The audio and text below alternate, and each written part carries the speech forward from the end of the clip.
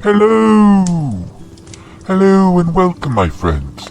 I am, of course, Nook of the book.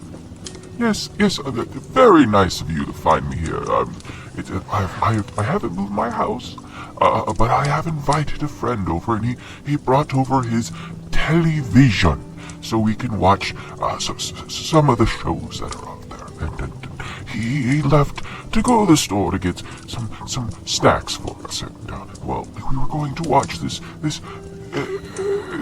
show that apparently it's something that came out, and I don't know the true name of it, but apparently it's about a bunch of people being lost. So yes, I forget the name. I think it's called the place where the people don't know where they are. It's probably not the name of it, but I don't care. It's okay. It's an interesting show, and it keeps you on your toes. So. But you're not here for that. You're not here for that. You're here to find out more about our friends, the Nightsky Syndicate. Yes, you are here to learn more about what happened once they saw the big...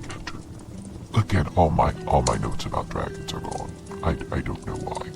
I mean, you would wonder why I'm still here. But, even though I have the appearance of a dragon, and I was second created, I am not considered truthfully a part of the dragon family.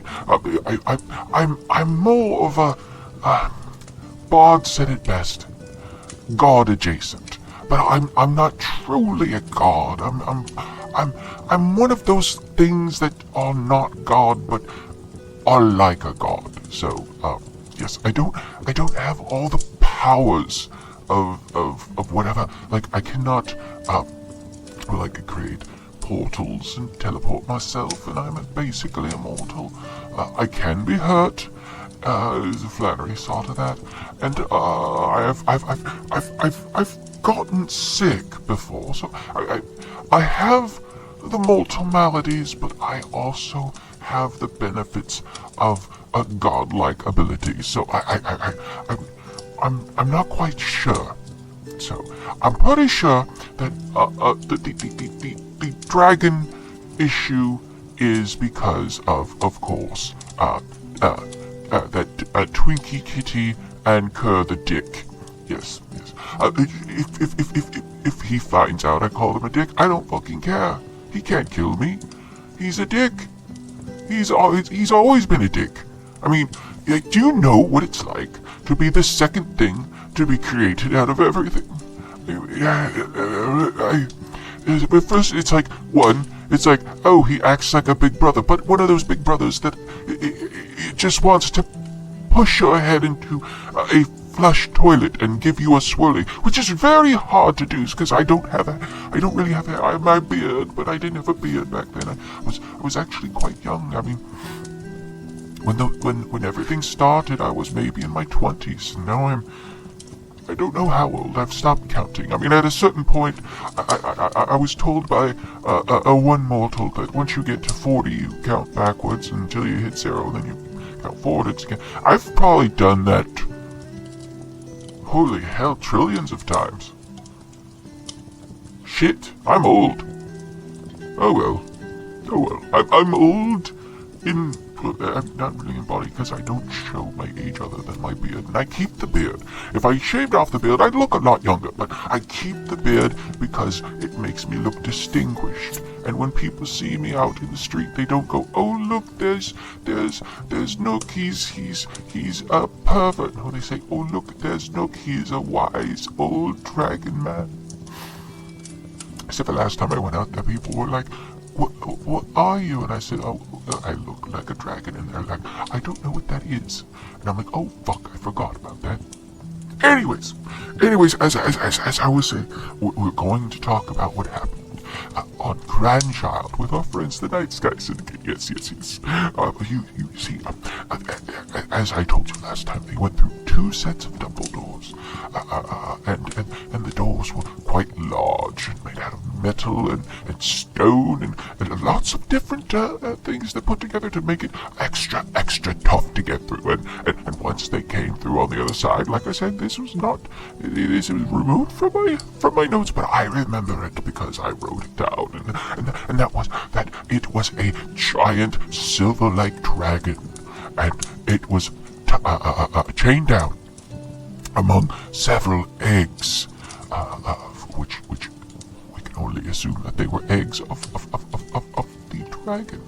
And of course, the eggs, when they got closer, they noticed they were in a stasis, so that they were kept from hatching. Yes. And when the Nightsky Syndicate went into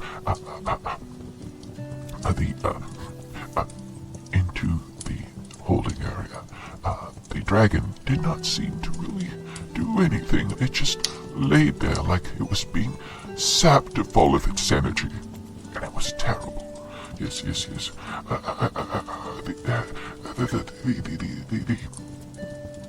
The group then decided to go to the right, and there they found a room with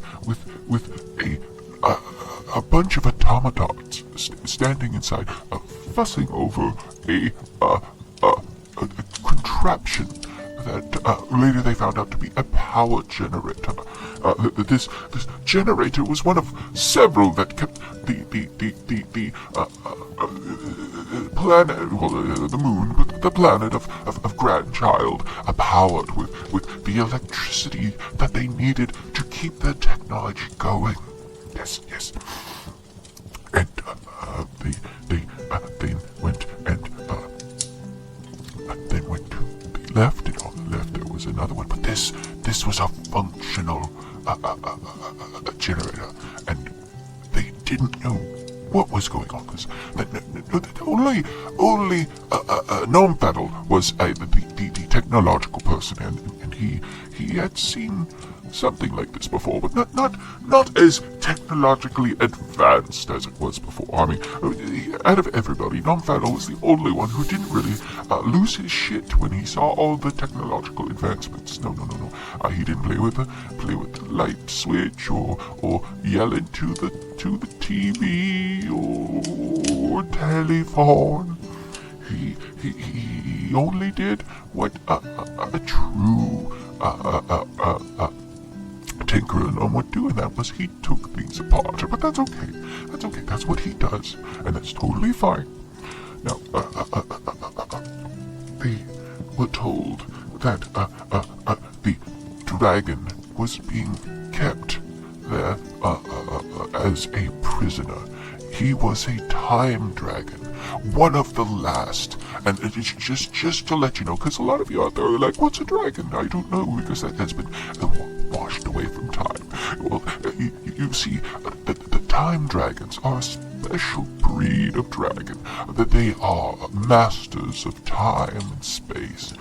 Mostly they are found in areas which are very discontinuing of the normal flow of time, basically amongst the spindle of the middle planes, where there's a lot there. But they were taken a long time ago and placed in other spots, and they were thought to be extinct. And I'm glad that they weren't. They're gone now because, of course, all this stupid shit that's happening now. But they had a small clutch left, and of course, this dragon told our group that he was trying to find a place that he could take the eggs in himself and live happily. Well, the groups promised to help him, and he told them the way that he needed help was to stop the automatons and stop the generator, so that he can get out of his manacles and escape with the eggs. Well, the group did take out the generator, and they did it in such a way that it blew up the generator and all the automatons that were in that room. And when that happened, all electrical power on GrandChild stopped. And the Yes, yes, it did. For there was a lot of things that were being kept powered and kept going because of the power and energy that was coming from the generators down below. And a lot of it was cut down because, of course, one of those generators was gone, and they were using the time dragons. Yes, they did this multiple times because there was bones and there was teeth and egg shells everywhere down there around the dragon. And they would just take one egg, open it up, let the dragon get to maturity, and then, of course, they would use the power of the dragon to power the generators and most of GrandChild. So,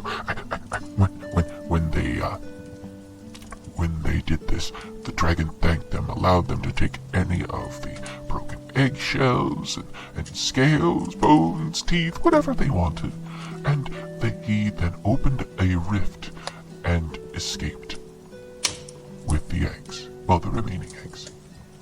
A very nice story, a nice ending for everybody, except for, of course, the crumbling dungeon. Yes.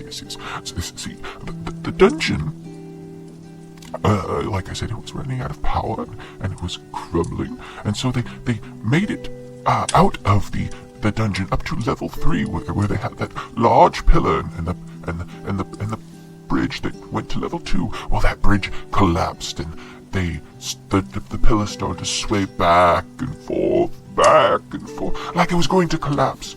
And the group didn't know what it was happening, so they thought, okay, what we're going to do is we're going to go ahead and fly across, or we're going to jump or rappel or whatever. But they didn't have a long enough rope, and they fell deep into the darkness.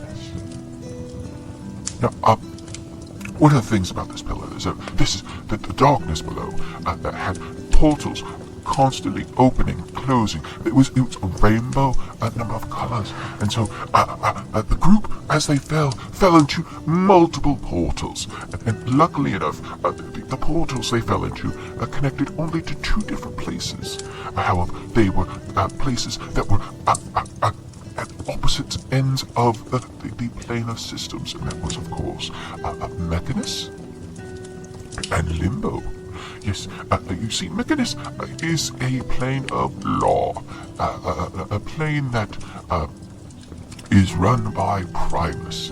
Now, those of you who do not know about Modrons, what they are is they are beings that are created in Mechanus as creatures of supreme law and order, and everything in Mechanus is that way. And in fact, Mechanus is a collection of giant cogs and sprockets and wheels and springs, basically a giant clock. And in Mechanus, if you are a level 1 Modron, you can only do one thing at a time. Only one thing. But if what happens is, if a Modron above you dies in any way, shape, or form, they are turned to dust, and then you are then, or if anybody, it's random, is elevated to the next level. So you're level 2 Modron. Yes, and that means you can do 2 things. That's wonderful. You can walk and chew gum. That's wonderful. And then if it keeps on going, and eventually get up to being able to do 10 things, and then 15 things, and it keeps going until finally, if something happens and Primus dies, which has only happened, I believe, once before, and shit happened afterwards, which caused a major rift and the creation of the glitch board. So we'll get into that another time when we're talking about other stories. Well, when our group, the Nightsky Syndicate, fell into Mechanus, they found that not everybody was there, and they tried to make their way without being seen, because with Modrons, if you're not a Modron and you're in Mechanus, some of them are made to basically kill you on sight, because if you're not an item of Mechanus, and then that means you are not part of law and order. So you are basically chaos, and chaos does not go in Mechanus. No. It does not. So you would probably get killed. Unless, of course, Primus gave the order to all the Modrons not to kill you. But luckily for our group.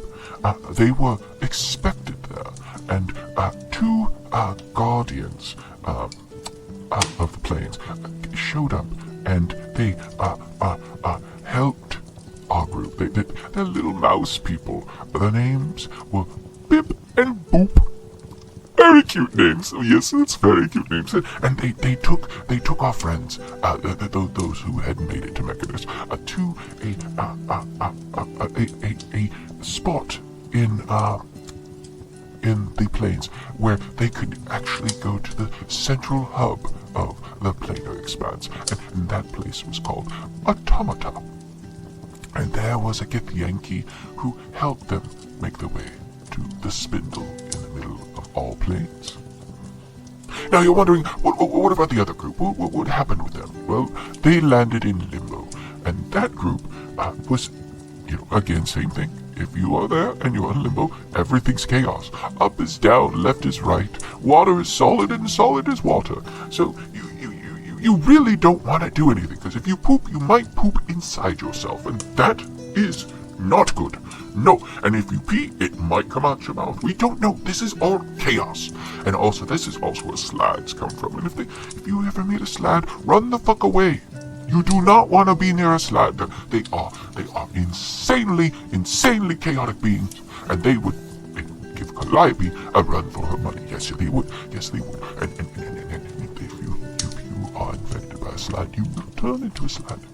Like a lipid, only depending on who gets you. So like if you are infected by a red slad, you become a blue slad. If you are infected by a blue slad, you become a red slad, and then shit happens, and you might become a green slad, and then later on you get to elevate up, kind of like a Motron, into a gray slad, and so on and so forth. And it's let's just say, shit is fucked up. Very much so, yes. And just like Motrons, they are created out of a pillar. Yes, not a good place to be. Kind of like Mechanus, if you have any inclination of being a little crazy, they will fuck you up. So, yes. Well, they were lucky. They were lucky because they were found by two mouse guardians named Flip and Flop. Oh, that's cute names too. Yes. And they took them to a similar place that connects to the central spindle of the plates, and that was, of course, known as Zaus.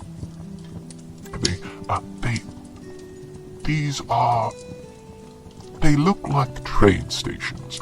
And those of you who come from places that do not have trains, think of them as wagons that are pulled on a set of iron tracks. And tracks mean iron pocket tracks. And they are placed side by side, and the train runs on those on metal wheels. So it's very interesting. If you ever get a chance, travel by train. It's always so extravagant. Last time I did that, I traveled on a train called the Orient Express, and unfortunately, a lot of people got fucking killed on there. Yes. So I as soon as we got to wherever we were going, I got the fuck off there. Yes, and I found out that later it became a book. And it was very much not what happened. No. That Agatha Christie, she needs to come to me. Well, oh shit, she's dead. Never mind. But, she didn't do everything exactly what happened, but I will let her go because she's dead now. So, she's been dead for a long time.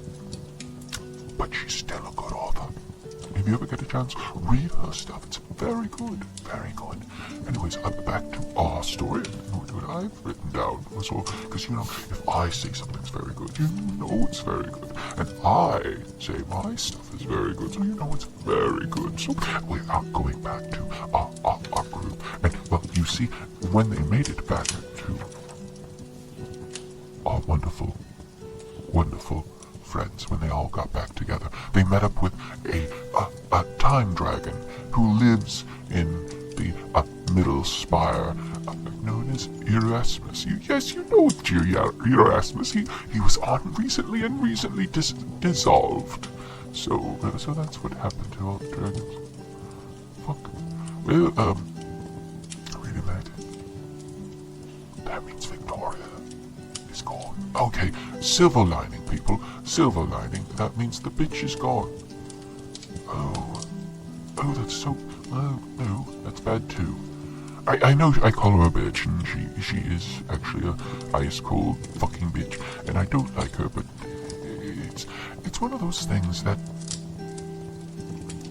you don't want them to be gone entirely, because they've provided so much good for other people. I mean, she is a doctor, and she has provided medical services to those around us, and she has several millennia of knowledge that others do not. So I will see if I can help anybody down at the clinic. I'm not a doctor, but I have several medical books that people can use if they need it, and I will gladly let them use them. Yes. So anyways, back to what we were doing. Erasmus talked to them and told them he was the great-grandson of this time dragon that they helped. Yes! So he offered to get them back home, and that he had been waiting for them for many, many years. And they didn't know why, and he said because in the spindle, in the middle of the plains, time is a little wonky, and the guardians themselves, the little mouse guardians, they also are not bound by time and space. So they were able to go and search for our group through all the plains without taking too much time. Isn't that wonderful? Don't you think that'd be wonderful? I mean, I would love that if, like, next time I go on vacation and I have, like, several weeks of vacation, which I barely ever have any vacation, but I would love it. But if I did have vacation, and I would go there and I'd be like, I'm having a couple of days at the beach, and then I could go ahead and have time to stop, and I'd just enjoy my time at the beach. But everything would still move, but I would enjoy my time at the beach. It would be so nice. Yes. But anyways, so the Erasmus, the time dragon, he sent them back, and they were able to get back with the Starbound Crusaders. However, shit had hit the fan, you see. Some of the, as the group was gone, there had been a coup. The Starbound Crusaders, led by Admiral Thrawn, you know, that drow mailman who was very old. He was missing, as well as, of course, Admiral Snapwell. He's gone anyways now because of, well, you know, the dragons are gone, so it's written out of there. And then Admiral Francisco, the Silver Beholder kid, they were all part of the coup, and they made sure to leave the Starbound Crusade and cripple them so that it was very hard for them to follow them. And written on the Hulk, the hulking side of the barracks was, "We are the Starbound Crusade." Yes, so they are now the bad guys, or at least they believe they are the ones who should take on the name. So Admiral Fentau, the Tri-Cream Admiral, and Admiral Tinker, the female Warforged, she and Fentor, and of course, it's gone out of here, but I am going to use it. Grand Admiral Lancelot kept things together. And they changed their name to the Starlight Brigade. I kind of like that better. You know, the Starbound Crusade sounds like you're going out on a holy war against something, and that's not good. It's very not good. No, it's like if you go out and you say, "I'm going to jihad you." You don't use that word. Don't use that word. That's a bad word to use when you're saying you're just going to go ahead and get some ice cream or die trying. It's not a good thing to say, and you will be expelled from that Froyo restaurant forever. Yes, and you'll be like, "But I just found out what Froyo was." But they won't let you back. So you have to go to a Cold Stone Creamery. Anyways, General Admiral Lancelot apologizes to the group for all the shit they had to go through, because Admiral Thrawn had sent the group down thinking they had killed they would be killed by the corrupted system that was in the dungeon. Yes, he knew all about that shit. He knew about the time dragon down there. He knew about how the other generator was destroyed, and that they didn't know how to fix it, and that he knew all that bullshit, so he was the major bad guy. Who would have known it? A drow, an evil drow, who was well, not all drow are evil. I mean, Dritz is a wonderful young man. I mean, he's wonderful. He's not evil. He's a ranger. That's totally different things. So, anyways, she let them know that previous engineering teams were sent on Thrawn's payroll, and the ones that were not usually left to the dangers of the dungeon. What does that mean? Was I high when I made this? Oh! I was. Anyways, she gave them 500 gold. Oh, excuse me, not 500. Keep on. Wait a minute. Do I have my glasses on? Oh, that's... Shit. That's 5,000 gold. That's much better. And makes the group honorary members of the Starlight Brigade. Isn't that wonderful? I wish they would have remembered that once they got to a Grey Spaceport, but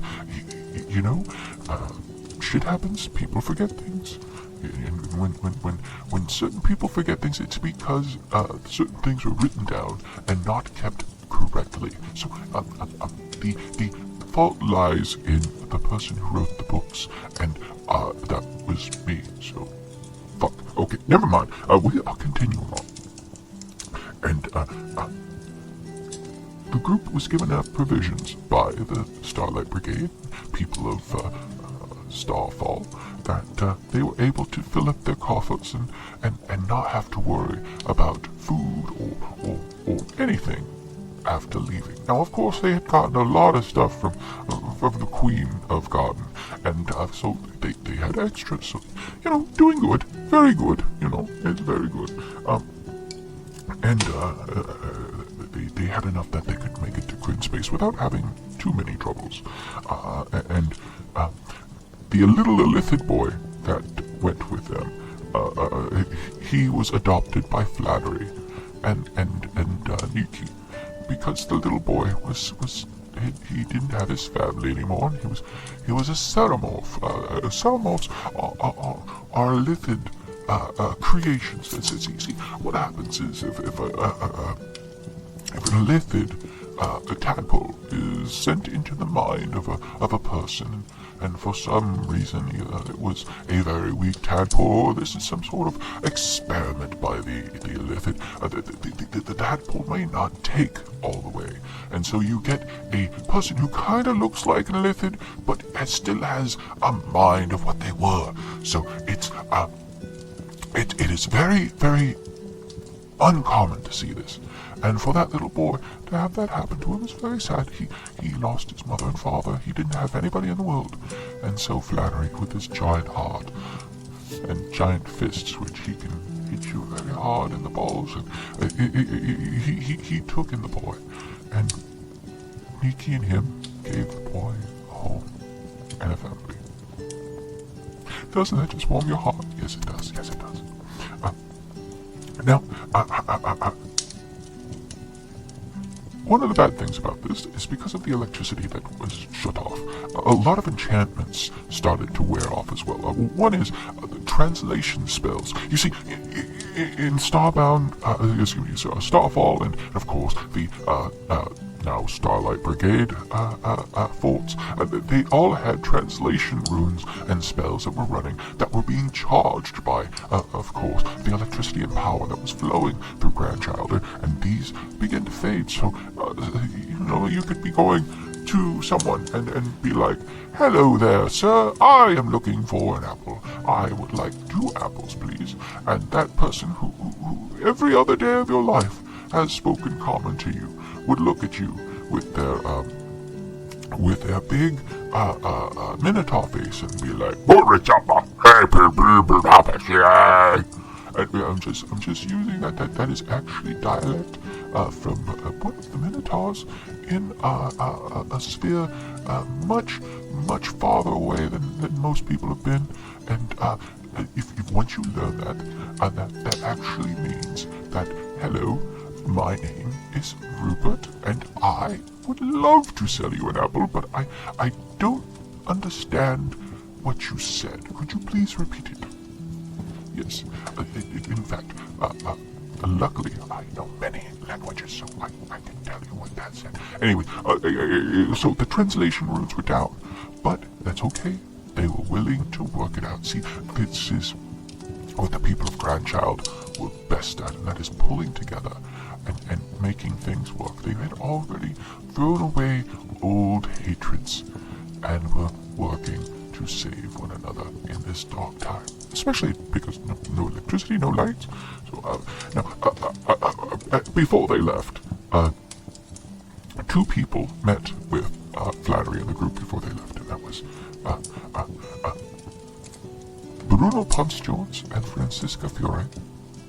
Bruno, even though he was left in the garbage chute all night long, he felt that was a wonderful prank, and he gave Flannery several boxes of tapes of his and Francisca's movies for him to watch. And he didn't give him anything to play on, just the tapes. So I don't think Flannery ever watched them, because he had no way to do so. Kind of a dick move on Bruno's part, but that's okay. That's okay. He didn't know he was probably high on something. Anyways, once they get back on the Twisted Coruscant, they found a note from Grand Admiral Lancelot, and it said, "I loved Thrawn like a son." Oh, that's nice. "I raised him myself after his family passed away due to a plague that hit us several centuries ago. I have no idea he would ever do anything like this, or how he could hide this from me. If you find him, please, bring him back, so we can get some answers." And so, our group continued on, flying through realm space, finding much of really nothing. I mean, they flew along. They did see some interesting things, though, and that is, of course, one of the things they saw was well, okay, let me put it this way. Not story time, but schooling time for you all. You see, just to let you know what we're talking about when we say crystal spheres. You see, every solar system, as you would know it, is enveloped in a crystal sphere. These crystal spheres are very thick and almost invulnerable. Now, I say almost because they have been destroyed in the past, and I won't tell you how they were, because that was a fucked up time. Okay, you don't need to know that. Anyways, these crystal spheres hold in usually one star in the middle, and there are gems and glowing stones that are stuck in the crystal surface of the sphere on the inside, which become the stars. Yes. Now, in some realities, that's not true. In some realities, there is a central star or binary star in the middle of the system, and the lights in the sky are not crystals stuck in a crystal sphere. They are actually stars far out there and giving off heat, and may have planets of their own that may or may not include life, and that's wonderful. But in this reality, that's not the case. So when you watch the play called the Livrion Le King, I can't remember what it was called. That was in a dead language called French. Anyways, the whole story is about a young lion who was kicked out of his pride, and because his father died, and he was very sad. But he looked up and he told them that it was they were the souls of the previous kings that were watching down on them. And well, he wasn't entirely right, but in some realities that might be the case. There's so many different realities out there. And hold on.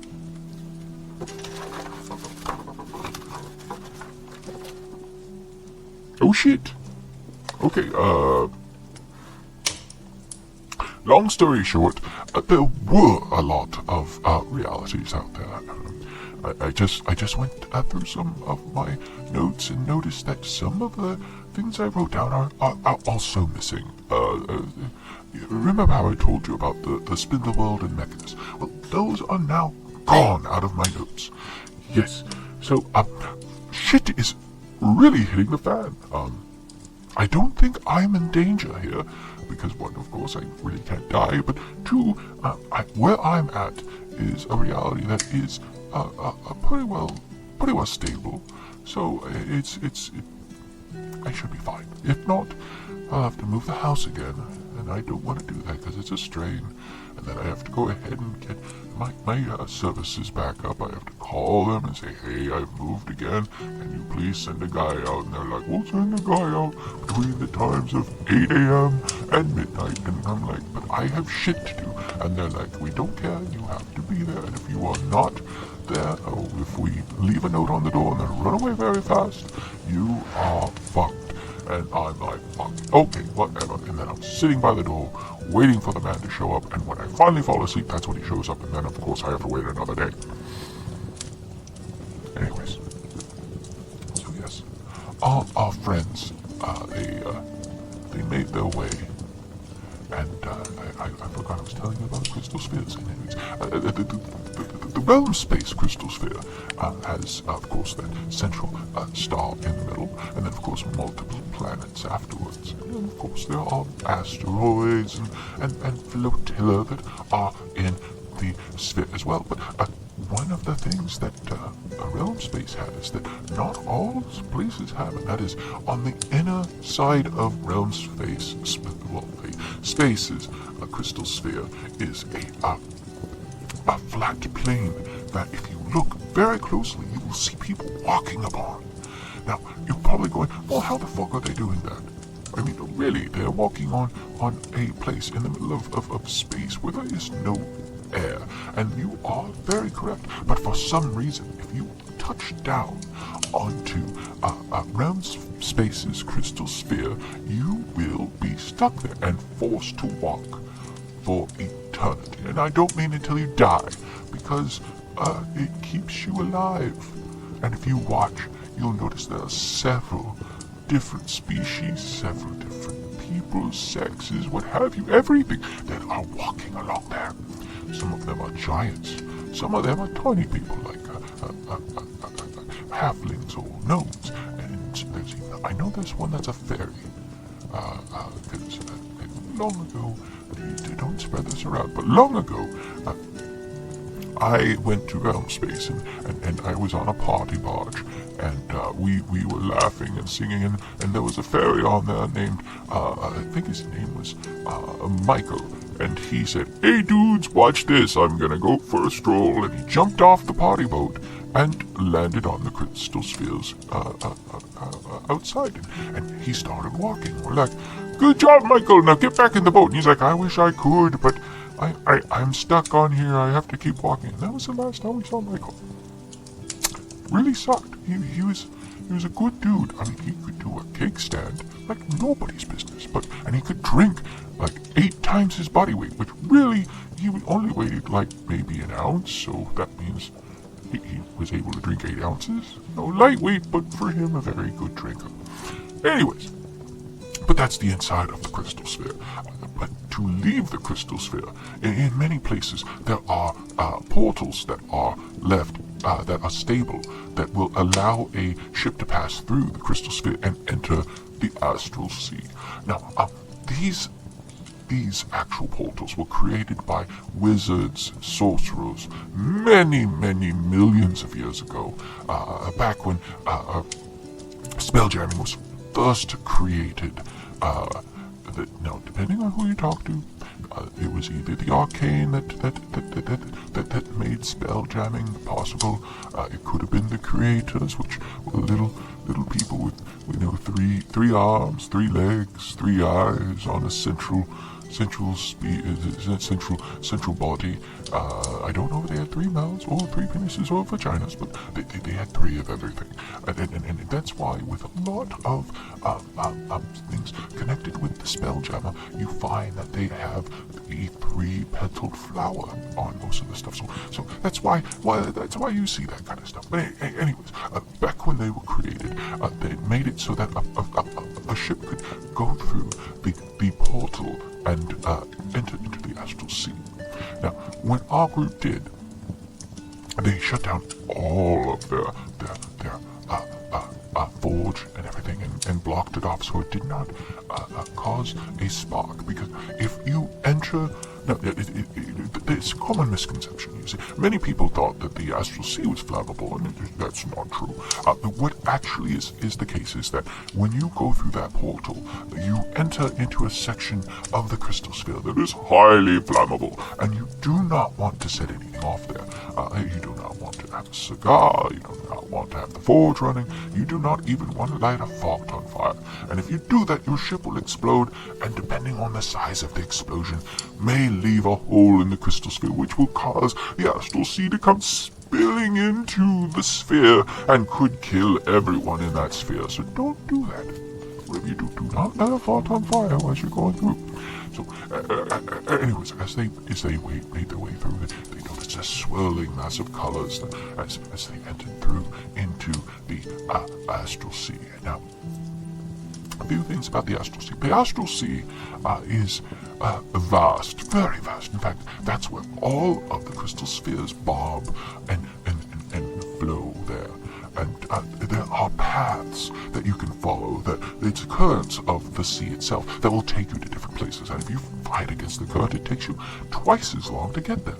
So a group, since they were trying to get to Crin Space in the first place, decided to go to Gray Space, and then from there take the flow from Gray Space to Crin Space, which is the best way to do it. If you go the other way, you enter into a sphere known as... I think it's called cluster space, and that's known as a very bad place to go because you could die there very easily. So don't go there. No, don't go there. No.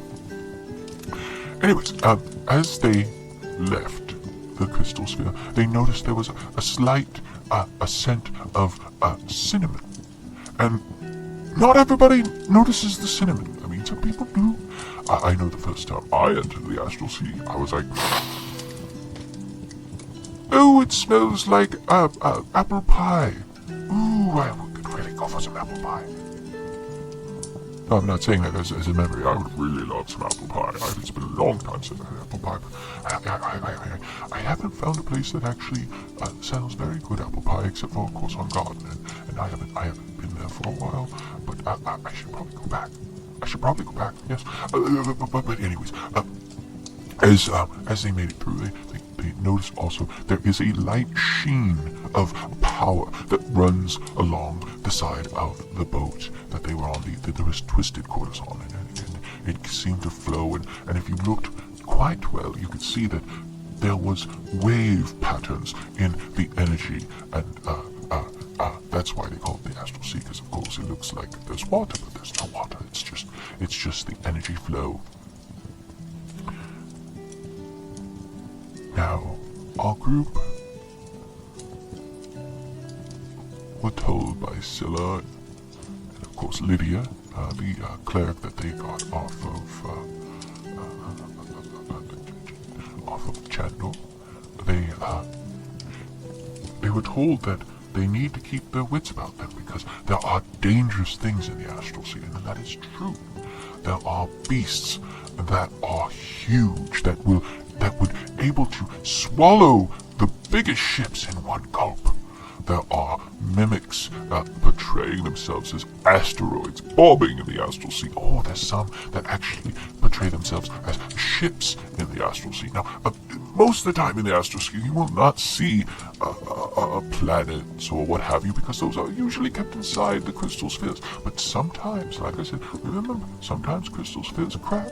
Someone lights a fart on fire as they go through, and they cause the crystal sphere to have a hole inside. So, and sometimes stuff like that gets out, and that's not beneficial, but it's not terrible either. The astral sea has some benefits. Number one, you do not need to worry about an air envelope. You can breathe in the astral sea. That's wonderful. So that way you don't have to worry about, if somebody has, after the party barge gets through the crystal sphere, you've eaten all the deviled eggs and you have a very upset tummy. Nobody will complain about the fact that you have been farting since you left the curve. So it's kind of nice that everything has a slight smell of cinnamon, but after a while everything smells like rotten eggs. So, but don't give me a bunch of, I will not say no to them, but don't give me a bunch of deviled eggs if we are in confined space. Nook's tummy cannot handle it, but I love them. They are wonderful. And now I really want deviled eggs and apple pie. What is wrong with me today? Anyways, as they were going through, they also saw a ship that was broken down. It looked like it had been attacked. And on that ship was a man who had gone mad. He was invaded by an evil spirit. And as the group went to see what was going on, he attacked the group. And Lydia, using her connection with the god of death, freed the man from the control of the spirit. Yes, Lydia herself, she is a cleric for the god Anubis, lord of the dead, and she did not kill him. The man was considered already dead. She just released his spirit so he could join with his preferred afterlife. They let the body adrift, and as they did, a giant fish creature came out of nowhere and ate the body. So don't have to worry about it too much. Now, a few other things about the astral sea. When you are in the astral sea, you do not age. You still have to eat and sleep and drink and all that kind of thing, but you do not age. So there are people who have stayed in the astral sea for millions of years and have not aged a day, which really sucks when you are like, oh, I've stayed here for too long. I need to go meet with my family in silver space. And when you get there, everybody's dead. You're like, what happened? And they say, oh, there was a war and everybody died. Well, when did that happen? Oh, it happened 50,000 years ago. And you're like, fuck, I just missed everybody. So you can't stay in there too long unless, of course, everybody is in the astral sea, or people will be like, wow, you look really good for 500, and I'm only 24. I look like shit, and they're like, oh well, sorry, it's good living in the astral sea. But yes, that's some of the things. And in the astral sea, there are animals that live there. There are fish, actual fish that run around. And these things are comparable. They're also in the spheres as well. The space whales, the Kandori, they swim through the astral seas and sometimes enter into spheres and are swimming there. There are also things called scavers. They are like shark-like beings with one eye. Swim through the astral sea and through the void, and they eat whatever they can. They are scavengers, and if they will attack ships if they are hungry enough. So yes, so our friends continued on their voyage into the astral sea. Scylla told them they should make a stop at one of the few posts in the realm space, the gray space flow, and that was, of course, to the curve, a place that was made out of part of a crystal sphere that had broken, and they had built up upon it. It was a place that many people would stop once leaving realm space to get their bearings and get maps and what have you of the area. If things have changed, as well as, of course, get the gossip of the astral sea as well. So, and with that, our group made their way to the curve. And that is where we will pick up again. Now, I'm cutting this a little short. I know it's been a while because I've been going over my notes and I've been checking things, but I've also been getting ready for Hawk and Red Hawk's wedding, which it is coming up. They moved up the calendar. I thought they were doing it much later, but apparently they're moving it up. So we are having Hawk's bachelor party tonight. Yes. I am not the best man. Hawk's half-brother is the best man, and he is in charge of getting the festivities. So I don't know what's going on. They told me to pack a bag, so I've got a bag here with some extra robes, a book, just in case if I get bored, and of course I have some things just in case if things get out of hand. And when I mean out of hand, I'm talking about when things get cray. Yes.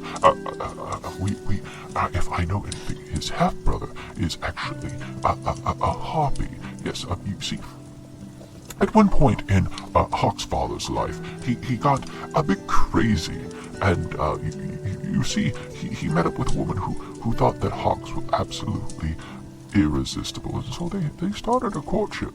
And Hawk didn't like it that much because he was in that time where a brooding teenager, and he was like, "You not my mama.